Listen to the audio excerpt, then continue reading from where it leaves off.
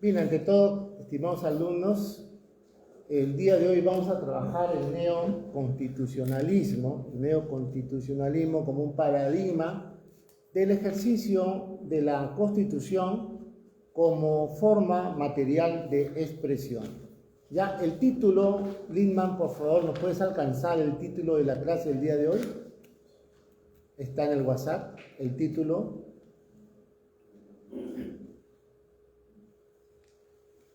Delegada, el título de la clase. El neoconstitucionalismo y la supremacía de la Constitución. Pero hay un interrogante, ¿no?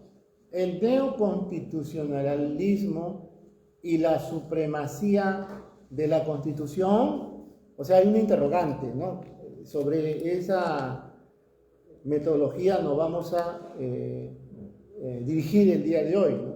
Si realmente será la Constitución la que pensó Kelsen antes de la guerra, de la Segunda Guerra, o es otro modelo constitucional que viene anexado a través de derechos supralegales, ¿no? No basta la nomenclatura de carácter positivizada, sino también algunas normas de carácter de derechos humanos, ¿no? Que se deben contemplar, ¿no? No nos guste o no nos guste. Por ejemplo, lo último que nos ha dicho el alcalde de Lima, con todo respeto, impedir que personas que tienen otra forma de ver su género sexual puedan ingresar al centro de Lima a hacer sus, de pronto, expresar su alegría, ¿no? De pertenecer a una comunidad gay, ¿no? Es que cualquier persona tiene el derecho dentro de un marco constitucional y no basta decir, ¿sabe qué pasa? De que de pronto usted no puede entrar al centro de Lima porque va a causar disturbios y eso no es conforme a la ley.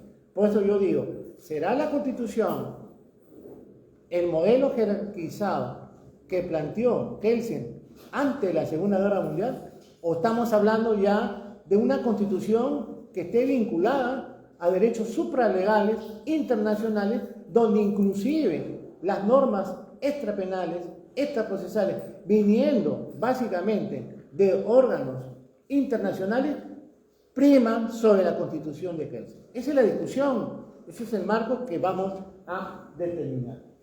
Pues el neoconstitucionalismo es un desarrollo, básicamente, como dice el PPT, de una transformación del fenómeno jurídico a través de una doctrina pura del derecho.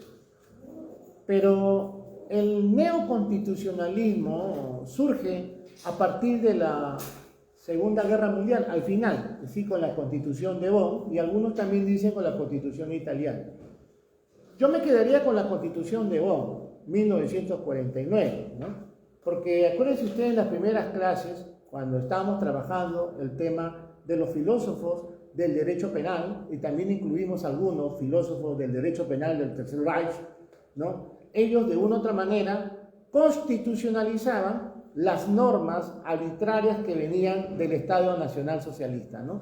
Normas de sangre, antisemitas y sobre todo normas que inclusive traían como consecuencia la expropiación, ¿no? Del capital judío que estaba en Alemania sin inclusive pagarles por esa expropiación. Acuérdense ustedes que cuando nosotros trabajamos a los filósofos del derecho penal y también a los filósofos del Tercer Reich, incluíamos a tres filósofos importantes. Uno era Edmundo Meyer, Carl Schmitt, ¿no? Y un tercero que es fundamental, que muy poco lo han tocado, que es nada más y nada menos que el profesor Feuerbach, ¿no? Obviamente que al término de la guerra, de la Segunda Guerra Mundial, ninguno de ellos fue procesado, ¿no? Solamente fueron investigados y ninguno fue sentenciado, ¿no? Y esto trajo como consecuencia pues, que ellos luego de haber perdido la guerra en Alemania vuelvan a dictar las clases en sus cursos que tenían, filosofía del derecho, derecho penal, parte general, etc. Pero acordémonos nosotros, ¿no? ¿Por qué nace el tema del neoconstitucionalismo? Porque ya habían constituciones antes de la Primera Guerra y después de la Segunda Guerra Mundial. Pero la tesis de vinculación entre la moral y el derecho no estaban claras. El sano sentimiento del pueblo alemán era básicamente lo que constituía el bien jurídico para toda la nación alemana. Pero ese sano sentimiento del pueblo alemán podría tener una determinación de pronto empírica, causal. ¿Qué podríamos entender por el sano sentimiento del pueblo alemán, ¿no? Podríamos decir que ese sano sentimiento del pueblo alemán era cerrar filas para el derecho penal ario, es decir, para los penalistas, filósofos que creían en la raza superior. Eso podría ser el derecho penal de sano sentimiento del pueblo. Esto quedó en duda, esto quedó raro. Pero la justificación, en todo caso, de esas propuestas jurídicas que enarbolaron todo el procedimiento de carácter penal en el campo del derecho fue a partir de von List, de Belli y de Meyer, ¿no? Porque acuérdense que estos autores determinaron la formación causal sin incluir, en muchos casos, valoraciones axiomáticas que te llevaban a analizar la norma como contenido plurisubjetivo, no solamente como una descripción normativa, sino como un contenido plurisubjetivo, porque a partir de ahí nace, hablo 1906, 1910, 1912, la otra contraposición a darle un valor al conjunto de las normas, un valor que tenga un contenido humano, un contenido normativo y evidentemente un contenido hermenéutico. No se trata de cumplir la ley y violentar el derecho, que es lo que pasó antes del 49. Se cumplía la ley del Reich, pero se violentaba el derecho. Entonces nosotros lo que hemos podido analizar es que hablemos de dos Kelsen, ¿no? El primer Kelsen es el Kelsen unitario que construye una pirámide, donde la jerarquía de la Constitución era la base del desarrollo normativo en el campo penal y procesal y en el campo de todo el derecho. Pero esa jerarquía constitucional se vio violentada en el Tercer Reich. Repito, porque el Tercer Reich cómo desarrolla su fuente legislativa a través de decretos de urgencia. Y esos decretos de urgencia eran sobre la Constitución de Weimar. O sea, la Constitución de Weimar estaba ahí, pero no se cumplía. Algo parecido en nuestro país cuando asume el Estado del gobierno, el presidente Juan Velasco Alvarado en el año 68, ¿no? Cuando él, llevando casi el modelo nacional socialista, indica, este estatuto, el estatuto de Velasco, ¿no? Túpac Amaru revolucionario, ¿no? Claro, revolucionario, tiene como consecuencia valorar la Constitución del 33 siempre y cuando no se oponga al estatuto, ¿no? O sea, ahí ya estábamos viendo de que la pirámide de Kelsen solamente era una pirámide, nada más, en el sentido que no había una aplicación. Y esto duró hasta el año 80, ¿no? Tuvimos cerca de 12 años, creo, ¿no? Con gobiernos militares en el cual prevalecía lo estatutario frente a la ley. Bobbio, Santiago Nino, entre otros, han indicado que este proceder es un proceder normativo, es constitucional, es legal, es de derecho. Son 4 preguntas que nos hacemos a un nivel epistemológico. Evidentemente que la respuesta más vinculada es que esa forma de desarrollar los estados es un desarrollo evidentemente legalista, no es de derecho, porque para que se cumpla el desarrollo de una aplicación del derecho tiene que ser una aplicación vinculante a los derechos humanos y más concretamente a los derechos de toda la nación en función al bienestar general, no solamente de 1, 2 o 3 personas, sino de toda la sociedad. Klaus Wohl, que también lo trabajamos en la primera parte del curso, ¿no? Nos indicaba que ese proceso, y esto ya es totalmente grave, ¿no? En los procesos judiciales, los actos que eran nulos se podrían subsanar a través de otra verificación de un acto que anule ese acto nulo que era constitucionalmente nulo, como por ejemplo el arresto, como por ejemplo la intervención sin justificación procesal.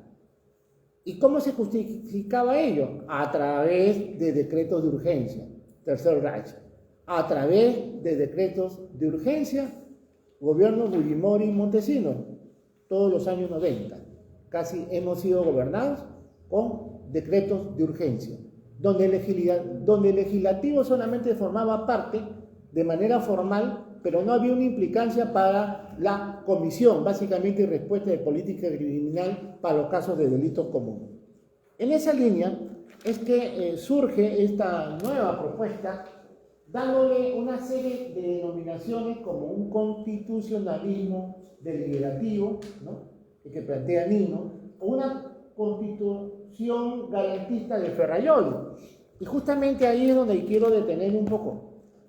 En el trabajo de Luis Prieto Sánchez, que se le ha entregado, ¿no?, en las fichas correspondientes, ¿no?, encontramos que evidentemente ese garantismo planteado por Ferrajoli y planteado luego también por Robert Alexy, vamos a determinar tres supuestos, ¿no? El primer supuesto es hasta qué punto hay una supremacía de la Constitución sobre los actos procesales que determinan la vinculación a un mejor derecho constitucional.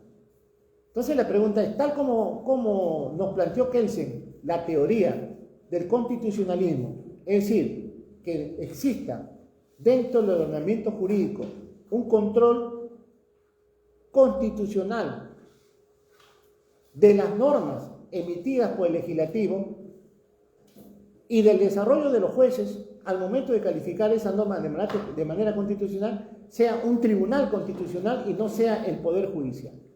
Y esa teoría es la que triunfó en el mundo frente a la propuesta de Carl Schmitt. Carl Schmitt decía que ese control lo tenía que hacer unificadamente la Corte Suprema o el órgano superior de un Estado. Obviamente porque Carl Schmitt era uno de los propulsores del Tercer Reich. Y por lo tanto el poder lo ejerce quien lo ejerce.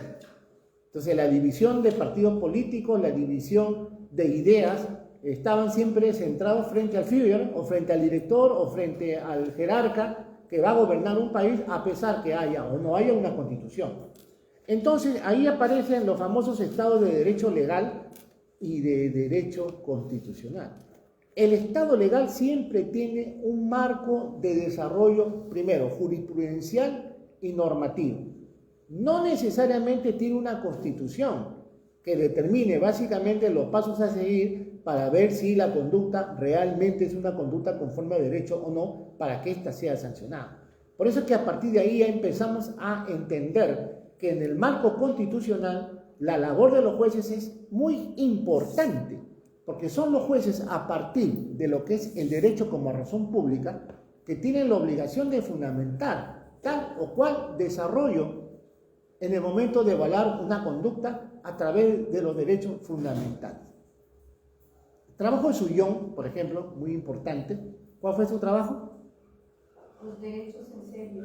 En los derechos en serios, ¿no?, Sullón rescata dos temas muy importantes. Dice, claro, estos derechos en serios planteados por Dworkin, hay que de pronto miscelenarlo a través de un razonamiento ya propio de los jueces, pero que te lleve a un vínculo de carácter moral y que excluya básicamente lo subjetivo. La pregunta de usted, alumna, ¿su nombre? Janet. Indica, ¿no? Claro, eso es hasta qué punto esa conducta, que es la parte motivacional que va a sacar el juez para fundamentar un fallo dentro de un derecho constitucional, se va a adecuar a un conjunto normativo y que ese conjunto normativo tenga como consecuencia básicamente la deliberación entre una premisa mayor y una premisa menor, ¿no? Es lo que vendría a ser en todo caso los contrapesos que vamos a ver con Robert Alexy. Entonces, sobre el derecho y la razón pública, ¿no?, un libro muy importante de Fitz, ¿no?, uno de los filósofos naturalistas muy importantes y que han seguido las valoraciones intrasistemáticas, al respecto nos dice, ¿no?, algo muy importante. En los casos de reforma estructural, porque estamos acostumbrados a reformas, ¿no?, creemos nosotros que porque pasa algo que no se puede controlar, ya la sociedad pide reforma. Y venimos reformando. Hace poco el Código Penal se ha reformado. Había una reforma en el Código Penal, Marco. El artículo 444. ¿Cuál? El artículo 444 sobre la diferencia, el umbral de diferencia entre falta y delito, ¿no? excelente, ¿no? Y anteriormente había habido otra reforma. Niña, usted.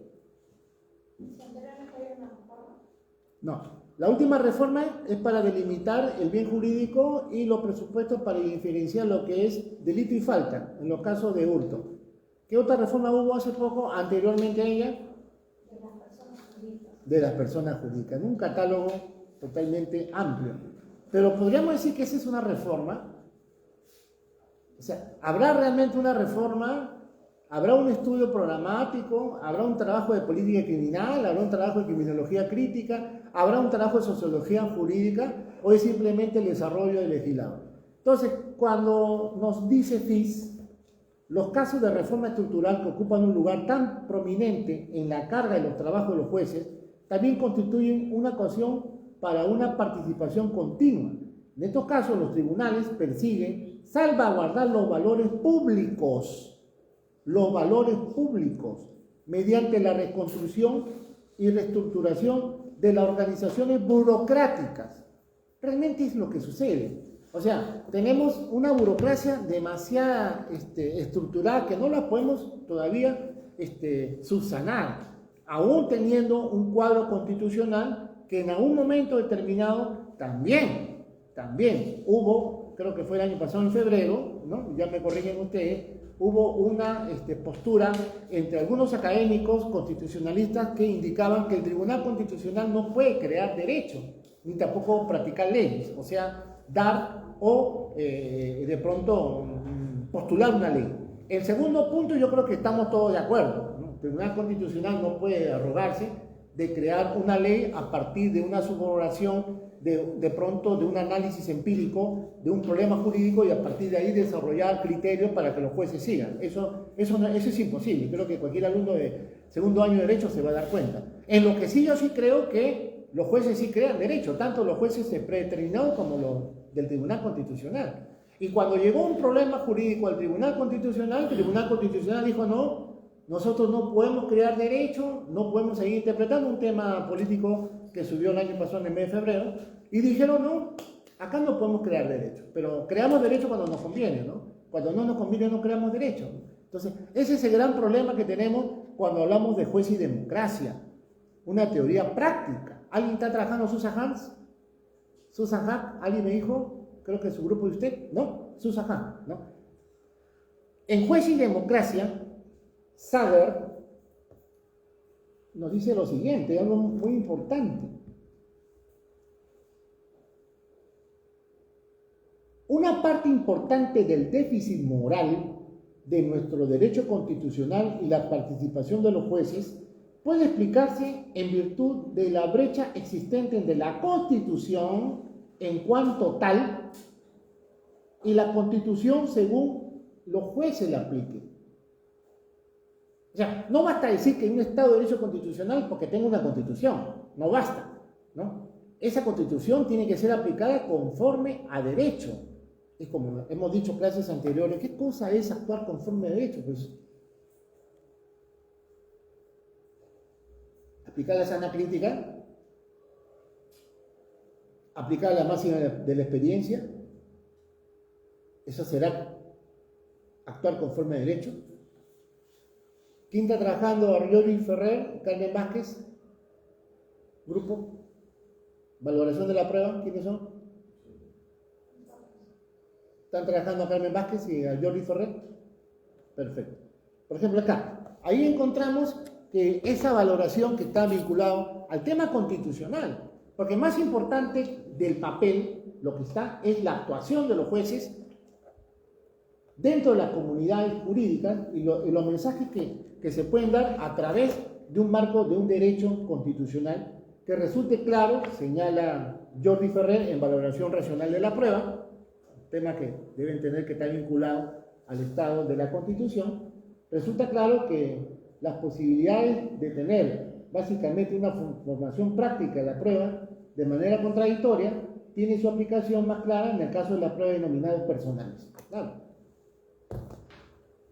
Es evidente, ¿no? Es evidente porque no hay otra actuación más directa en el campo del marco constitucional y en el derecho de gentes, y más concretamente del investigado, es la actuación sobre el investigado o sobre el procesado, más allá de pruebas concomitantes o pruebas anexas que se pueden encontrar para vincularlo a tal o cual organización criminal, ¿no? Es decir, comportamiento procesal, dinamogénesis conductual y básicamente comportamiento típico, todo lo que hemos visto en las primeras clases. Y esto es importante detallarlo porque básicamente lo que nos propone Ferraioli, el profesor Luis Prieto Sánchez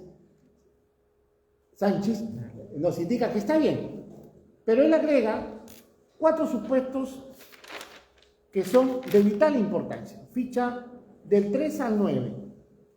El reconocimiento de la fuerza normativa a la Constitución, ¿no? Ese reconocimiento, doctor, ¿me puede pasar?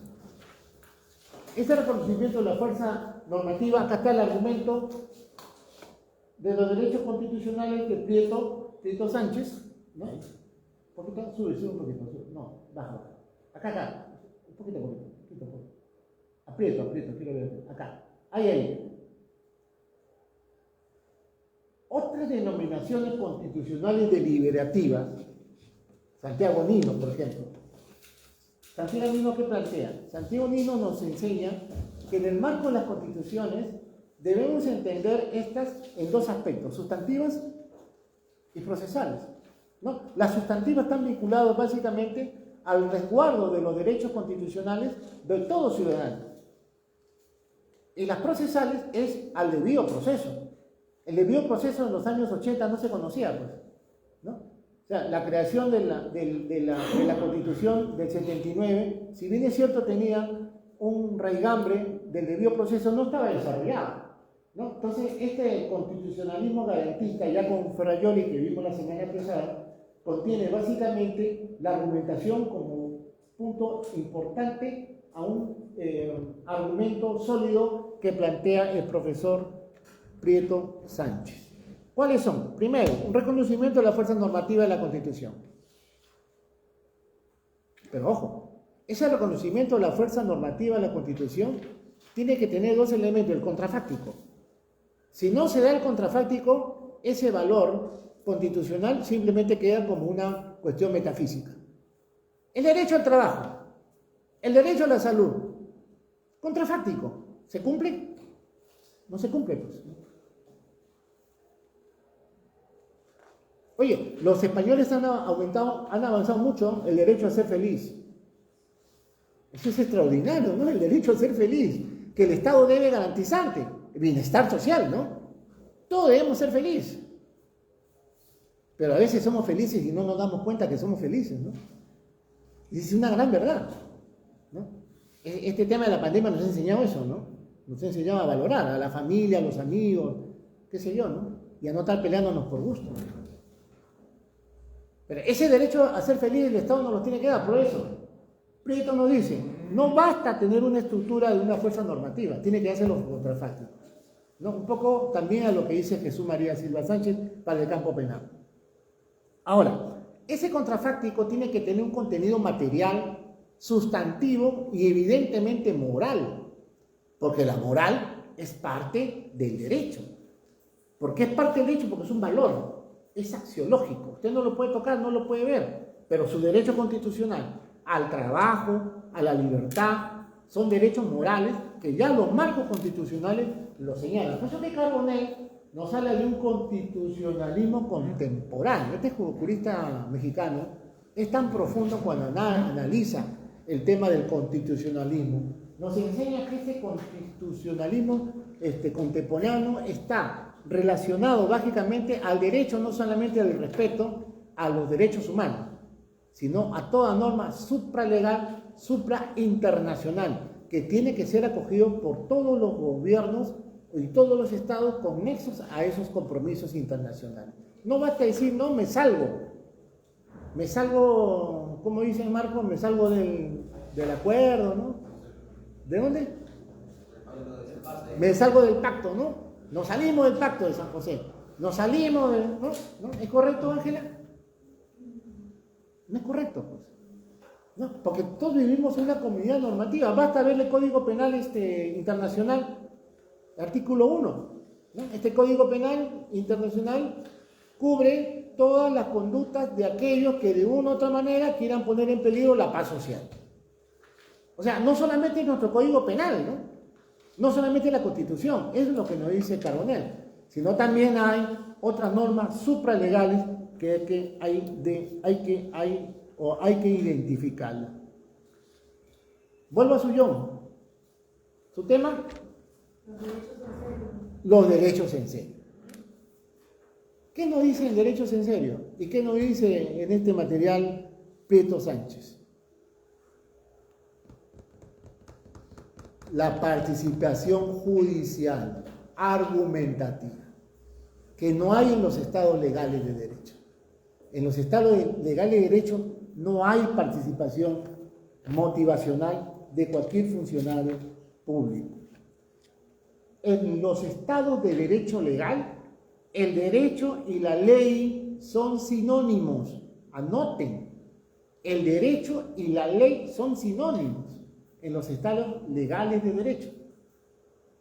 O sea, cumples la ley y violentas el derecho. Cumples la ley y violas el derecho.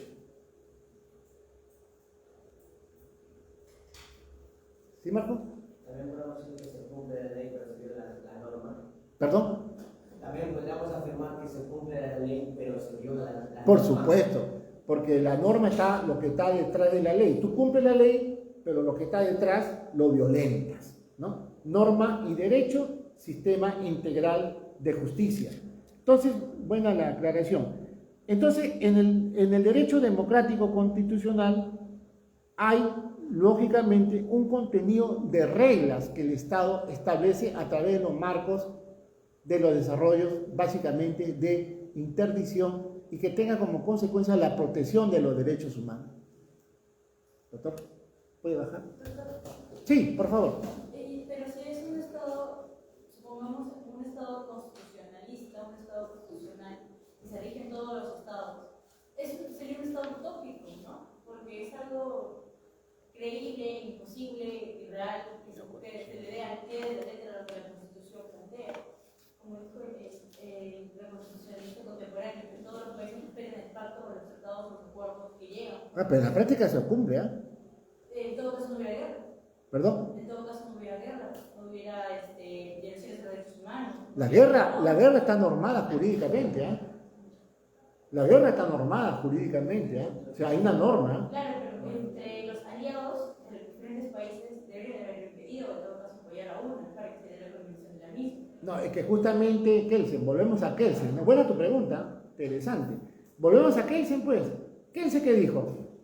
Ficha 3 o 4, creo, de su trabajo de Kelsen, que ustedes lo tienen, ¿no? Él dice, mi trabajo, Kelsen, es evidentemente sobre normas, no sobre ordenamientos jurídicos, ¿no? O sea, muy buena la pregunta de usted, ¿por qué? Porque lo que se legisla, aún en estado de guerra, son normas.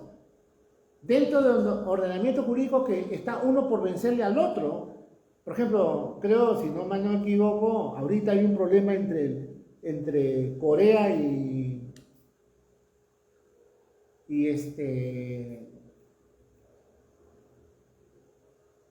Ucrania incluso. no. China, Taiwán. Taiwán.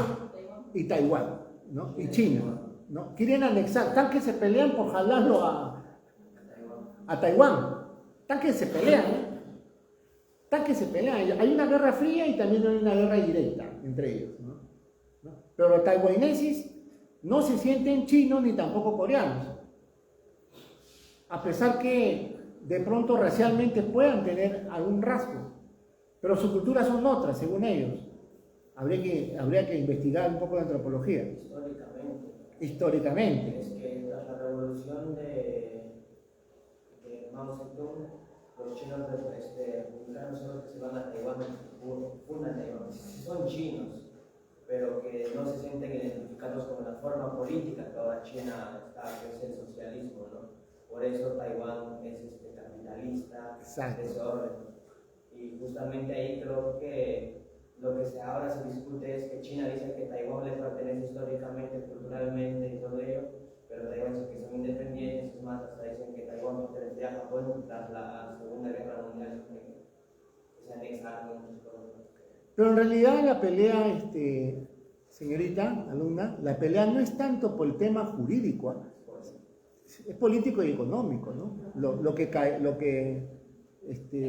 pero no tenemos por el tema de Kelsen, el naturalismo de Kelsen, que es la fecha que nos Ajá. él menciona sobre las costumbres y sobre el ser y que se debe ser de la sociedad y personas. Entonces, si la sociedad y personas como Estado Exacto. incumple las normas que ya están establecidas, los pactos que ya han llevado, o sea, sería como le digo, un Estado utópico, el que estaríamos viviendo si viviéramos al pie de la letra de lo que es la Constitución. Entonces, si viviéramos en un mundo constitucionalista, plenamente. Claro, ahí buena la pregunta porque mira, ahí volveríamos a la tesis contractualista, ¿no? Thomas Hobbes, ¿no? Voltaire, ¿no? En el cual el Leviatán, ¿no? Volvemos al Leviatán, ¿no? Somos monstruos, ¿no? El Estado es un monstruo, ¿no? Y su contenido también, o sea, nosotros, la sociedad, ¿no? Habría que existir normas para que vivamos en paz, ¿no? Una de las primeras normas es que ustedes estén 6 de la tarde, 6 y 5. Si yo no pongo esa norma, solamente llegan a las 7:30. Le estamos aplicando la libertad, ustedes también me la aplican a mí, incluso tiene que estar antes de las 6. Porque si yo llego 6:15, 6:20, ya me habrían hecho sus quejas, ¿no? Y con toda razón, ¿no? Porque vivimos en un estado, en un mundo de deberes, ¿no? Y no de compromiso. Entonces, en esa línea, nosotros debemos aplicar básicamente que estos conceptos del neoconstitucionalismo hay que entenderlo no solamente como la fase prima, que es la Constitución, sino como los comportamientos de los estados, ¿no? La jerarquía de normativas y dinámica de los sistemas jurídicos, ¿no? Es un trabajo muy importante de Jordi Ferrer con José Luis Rodríguez, ¿no? Sería bueno que ustedes también lo tengan, lo pueden adquirir, ¿no? Como por ahí conversábamos, creo que con usted, no sé, alguien que estaba adelantando su trabajo, el famoso parafraseo, ¿no? O sea, claro, parafraseamos y está bien, parafraseamos, pero también citamos, ¿no? Y acá el profesor Jordi Ferrer lleva la lógica de David Mackinson y dice, ¿no? Dice, David Mackinson ha sostenido que la lógica de proposiciones normativas que propone Achourou y Gulli desde la concepción pragmática de las normas no equivale a la lógica de proposiciones normativas de la concepción semántica y que ella no presupone tampoco relaciones lógicas entre las normas. Usted va a ver la cita 46 es Mackinson, la página 1984, el año de versión, ¿no? Claro, 1984, es decir, todo el texto. Obvio. ¿Por qué? Porque cuando hablamos nosotros de proposiciones normativas, es la que nos ha indicado la alumna, ¿no? Nosotros estamos hablando en el campo de las proposiciones normativas del deber ser. O sea, no es metafísica, ¿no? Porque lo que plantea la alumna es una parte metafísica, y está bien. Esa es una gran pregunta para el sociólogo. Excelente pregunta para el sociólogo, ¿no? Para el antropólogo. Y eso fue lo que hizo Kelsen, pues. Kelsen dijo, no, voy a desprender de la norma todo contenido sociológico, psicológico, psicologista, ¿no? Que traiga concepciones valorativas que no tengan que ver con el contenido de una regulación jurídica. El que haya guerra, eso no lo podemos impedir. Pero lo que sí hay que tipificar las reglas de la regla. Y esas reglas de la regla en la guerra. Karemi dice, ¿no? En su teoría de Estado, las guerras son producto del desarrollo de las ciencias y de la historia. Todo cambio ha sido a través de las guerras. Pero las guerras hay que también sustanciarlas, ¿no? O sea, delimitar hasta qué punto jurídicamente surge el desarrollo proporcional de estas normas de valor. En este caso, ¿quién tiene el control de esas normas? En el campo internacional, aparte de los tratados internacionales, la Cruz Roja. La Cruz Roja tiene todo un canal de normas internacionales que dicen, bueno, usted está en conflicto jurídico con tal país, usted no puede utilizar estas armas. ¿Perdón? El derecho internacional humanitario. El derecho penal internacional humanitario, ¿no? Está legislado. Kelsen, volvemos a Kelsen. Entonces, el neoconstitucionalismo, como acá está, se explica como un conjunto de textos constitucionales surgidos a partir de los años 70 del siglo XX. Yo diría a partir de los años 50, ¿no? Porque a partir de la Constitución de Bonn, la Constitución de Bonn es todo lo contrario al ordenamiento del Tercer Reich, ¿no? Porque la Constitución de Bonn tiene tres elementos importantes, ¿no? El primero es el concepto del bien jurídico. Segundo, el concepto de la libertad. Y tercero, el concepto básicamente del debido proceso y de la actuación de los jueces y fiscales, más concretamente los jueces, en la obtención del medio de prueba sin que exista una afectación a un tercero justiciable. Acá se va. Acá ya, está bien. Acá entramos ya básicamente al tema central. Hay una tesis que es la tesis de la conexión necesaria y justificativa. Esta tesis de la conexión necesaria ya es una propuesta de Hall, ¿no? A los que están haciendo valoración de la prueba y metodología básicamente del argumento, en Hall encontramos ya una propuesta de justificación entre el derecho y la moral. Aunque Hall sea un positivista, lo hemos dicho ya en diferentes oportunidades, pero al menos respecto a la situación del derecho, este tiene que ser constitucionalizado a través de sus principios. Y estos principios son aquellos que están determinados como reglas y normas y principios. Esto trae como consecuencia la tesis de la vinculación que debe existir en la dación de la legislación, en la dación de la ley, a través de la vinculación entre el derecho y la moral. Esto es importante detallarlo porque en la teoría de argumentación jurídica de Robert Alexis, que también le he enviado el día de ayer, le envié los materiales, ahí tienen todo el libro de Robert Alexis, la página, teoría de argumentación jurídica 1978, página del 39 al 42, anoten, 39 al 42, ¿no? Lo que nos dice Robert Alexis es que el marco de la validez de esa norma jurídica a través del concepto del derecho procede única y exclusivamente de la argumentación de los jueces.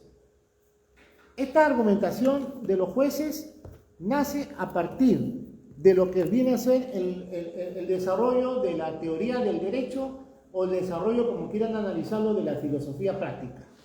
Y una de las cosas que más ha interesado a la filosofía del derecho en los últimos 30 años, lo dijimos la semana pasada, es la actividad judicial. Quizás lo más importante, ¿no? De ahí que McCormick, Tulby, Borky, Robert Alexis, ¿no? Atienza, García Amado, ¿no? Carbonell, ¿no? Han dado parte de su vida, creo, con gente que publica mucho, ¿no?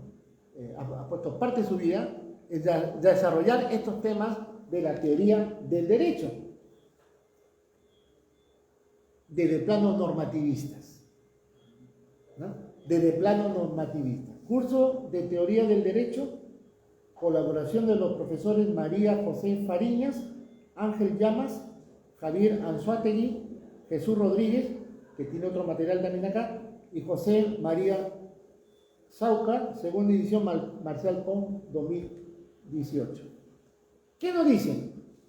Desde la propia consideración normativista de que son las normas, el sistema y su relación con dicha realidad, queda afectado para estudiar la dimensión funcional. Cuando Kelsen, atentos por favor, cuando Kelsen diferenciaba entre normas, proposiciones del debe ser, señorita, su pregunta, proposiciones del debe ser, que están vinculados al campo argumentativo de la semántica jurídica.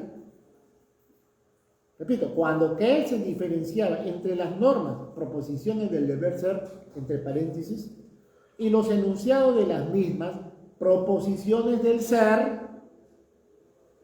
¿Por qué tanta guerra? ¿Por qué los jubilados ganan poco? ¿Por qué no hay medicinas en los hospitales? ¿Por qué no todos tienen acceso a la justicia? Problema de ser.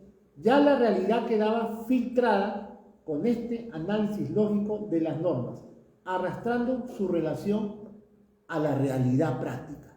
Susan Hahn. ¿Quiénes están trabajando en Susan Hahn? Usted, ¿no? Susan Hahn. O sea, pragmatismo jurídico. ¿Qué es la consecuencia? Entre Kelsen, pragmatismo jurídico, muchos, entre ellos el mismo Hahn, y Susan Hahn, una de las últimas representantes, básicamente, de este pragmatismo. Ahora bien, este discurso que aparece en la tesis de vinculación de Robert Alexis como teoría argumentativa, digo, el marco de la validez del derecho a través de la argumentación jurídica, tiene básicamente un concepto sociológico de valoración, pero empíricamente de moral en la construcción de la norma. Vinculación entre moral y derecho. Decía Marco, lo moral también está en la norma, pues, porque la norma tiene un contenido axiológico, no matar.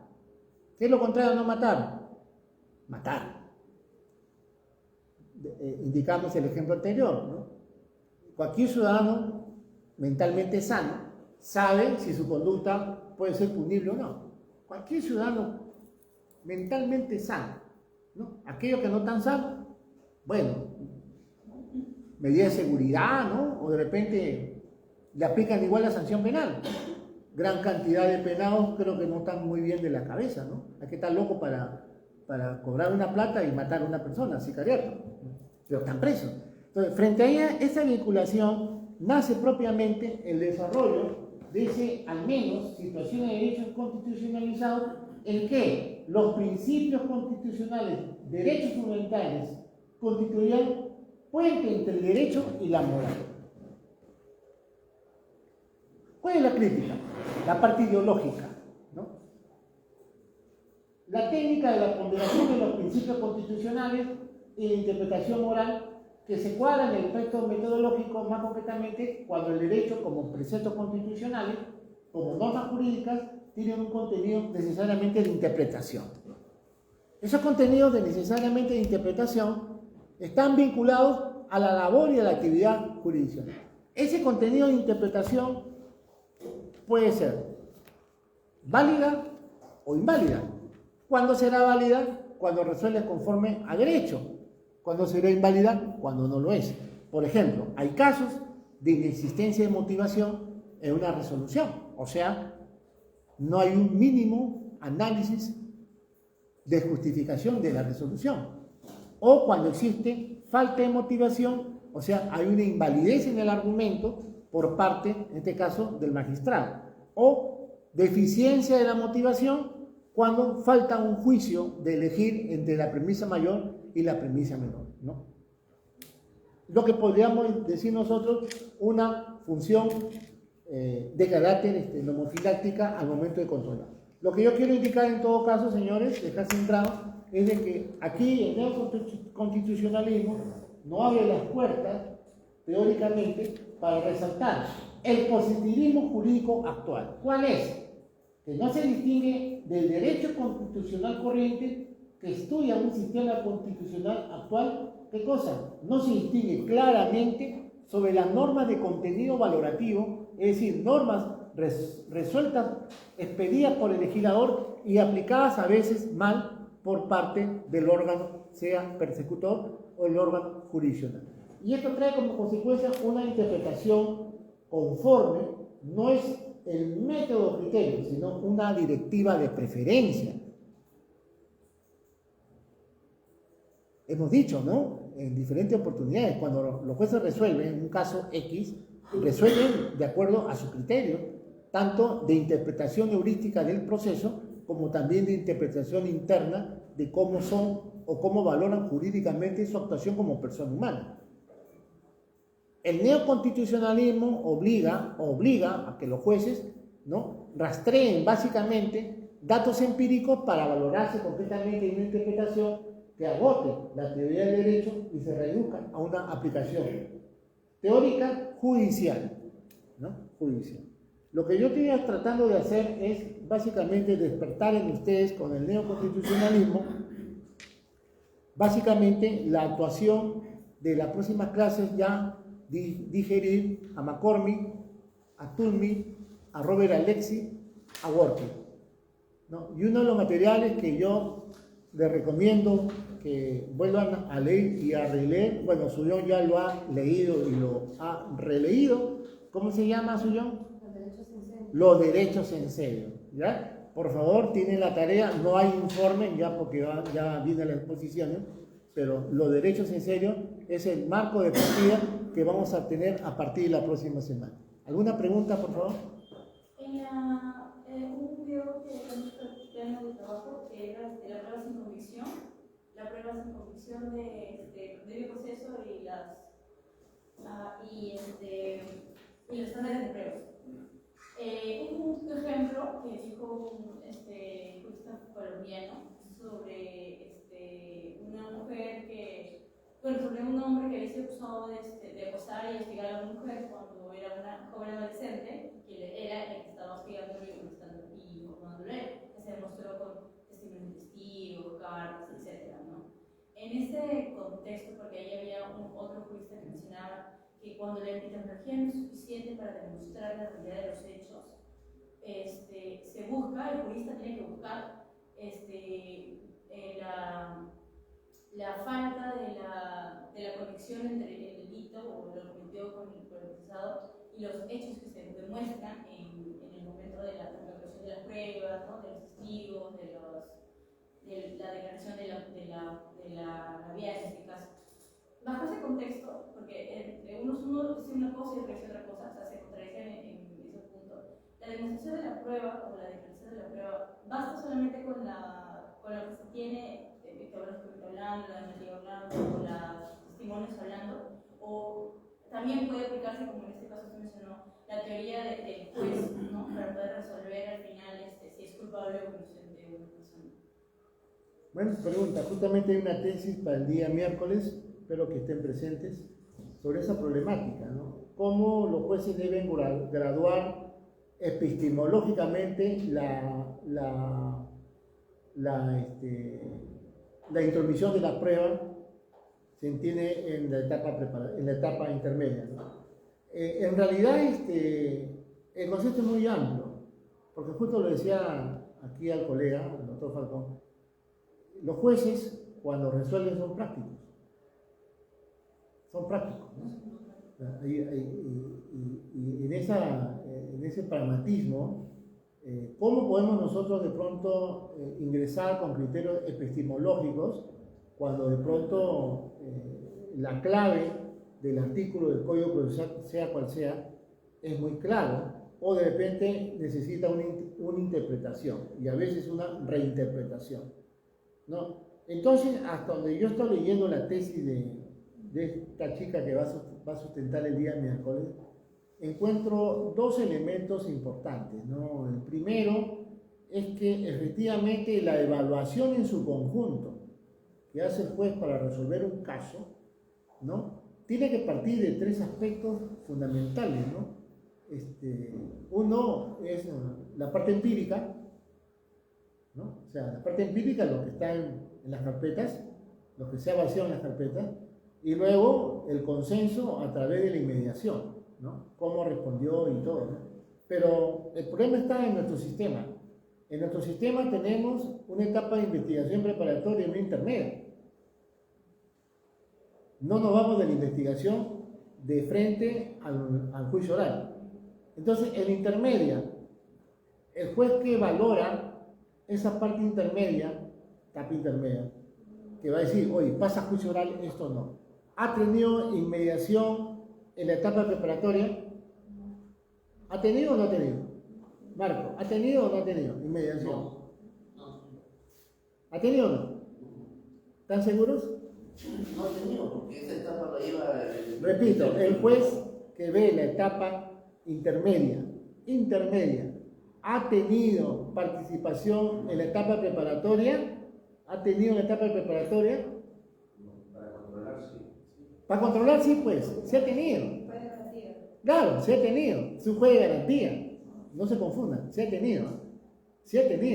Lo que pasa es que lo que él va a hacer es pasar los filtros al acto oral. Buena tu pregunta, porque ahí se aplica la epistemología. Entonces, para el acto oral, ¿qué debe pasar? Para el acto oral lo que debe pasar son los casos que sean posibles de una sentencia, sean condenatoria o absolutoria. Entonces, tenemos que ver qué cosa. Tema de prescripción, inadmisibilidad por un elemento de prueba inconstitucional, una adecuación típica correcta, ¿no? Y sobre todo la incorporación que usted dice de los elementos de prueba para que se conforme prueba. Pero en la práctica, ¿qué sucede? El abogado le hace el trabajo al fiscal. Con todo respeto, si hay algunos amigos fiscales acá. Porque muchas veces los jueces revisan la postulación fiscal del requerimiento, que puede ser un requerimiento mixto, ¿no? Para que el fiscal recalifique de repente una foja, un documento, y entonces esa no es la idea del sistema, pues, ¿no? O sea, la idea del sistema procesal al cual Ferrajoli nos ha llevado no es esa, pues. La idea es que tengamos funciones distintas, función de investigar, fiscales, función de resolver, jueces, y función de defender a la sociedad, la parte económica, los procuradores y los abogados defensores de los imputados. Entonces, en esa línea, sí, yo le recibo su pregunta porque justamente esos grados epistemológicos se van a ver en las audiencias. El juez, pues usted no va a ir a hablarle pues, al juez de Hart, de Robert Alexi, ¿no? No le va a hablar pues, al juez que no importa en ese momento, pero su lenguaje haberiano, a los Habermas sí le mandé comunicación 1 y 2, estoy revisando, sí les he mandado, comunicación 1 y 2 de Habermas, sí lo tienen, por si acaso, la delegada me dijo que no, pero sí lo tienen, estoy revisando, fin de semana, estoy revisando, sí lo tienen. La comunicación haberiana tiene que ser concreta por parte de los abogados y de los fiscales, ¿no? Para que la utilización del juez y la absorción epistemológica tenga un criterio sustantivo y procesal dentro del marco del debido proceso. Y yo decía en la clase anterior, con esto termino, ¿no? La clase anterior yo decía, ¿no? ¿Qué pasa con la sana crítica? ¿Qué pasa con la máxima de la experiencia? Tal como fue formulada y establecida a partir de los años 60 para adelante, ¿podríamos nosotros seguir de pronto resolviendo porque pensamos que un violador ya violó una vez y es la segunda vez que está presente y vamos a condenarlo porque fue un violador? Porque la máxima de la experiencia me dice, no, porque este ya violó también, esta vez sí ya violó. ¿Esa es la sana crítica o esa es la interpretación, ¿no? La máxima de la experiencia, ¿no? Que me dice, no, por la máxima de la experiencia, y decía yo, como un poquito motivándonos, ¿no? La máxima de la experiencia me dice que alguien que esté en la madrugada en la calle no está haciendo cosas buenas. Pero será verdad, de repente fue a una farmacia a comprar una medicina, o de repente pues se fue a la biblioteca, su biblioteca como Marco, ¿no? De repente está en su estudio, salió de su casa temprano, Marco sale con su bicicleta y con su mochila, 3 de la mañana se está yendo a su oficina y alguien puede decir, no, es alguien que está haciendo cosas. ¿Esa es la máxima de la experiencia o la máxima de los prejuicios? Considero que la máxima de la experiencia, doctor, como están vinculadas estrictamente a los sesgos cognitivos, epistemológicamente se deben cálculo. Claro, exacto. Y eso lo dice pues Jordi Ferrer, ¿no? En pruebas y comisión. Bien, por el tema de tiempo yo continúo, ya la próxima clase comenzamos con los 6, y ahí lo voy a agregar a Tienza y a García Amado, de enviado videos también, ¿no?